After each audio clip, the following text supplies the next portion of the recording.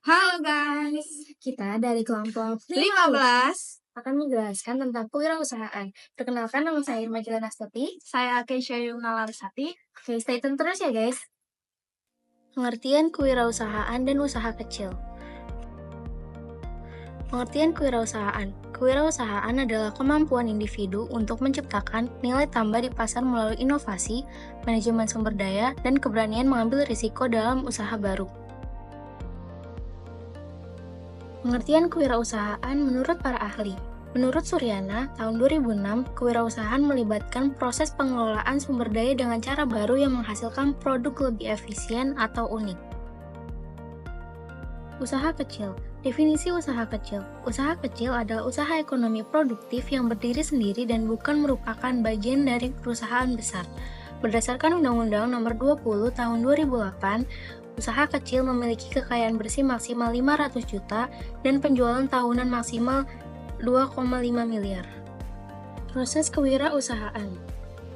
Proses ini mencakup tahapan penting seperti yang pertama identifikasi peluang, yang kedua pengembangan rencana bisnis, yang ketiga alokasi sumber daya, dan pertumbuhan usaha.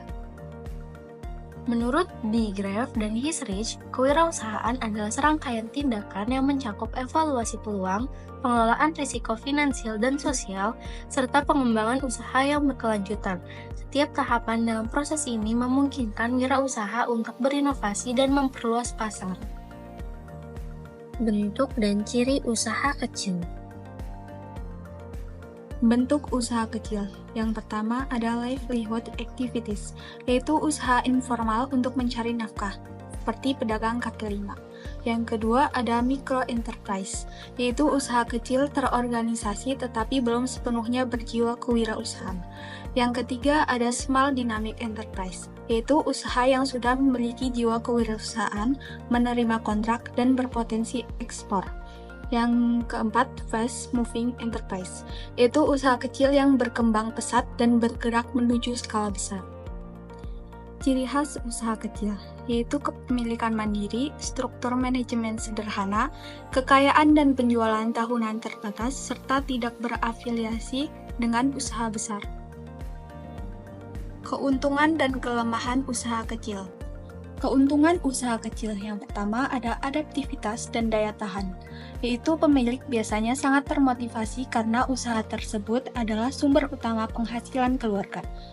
Kedua, ada padat karya, yaitu banyak usaha kecil di Indonesia menggunakan tenaga kerja manual, menciptakan lapangan kerja lokal.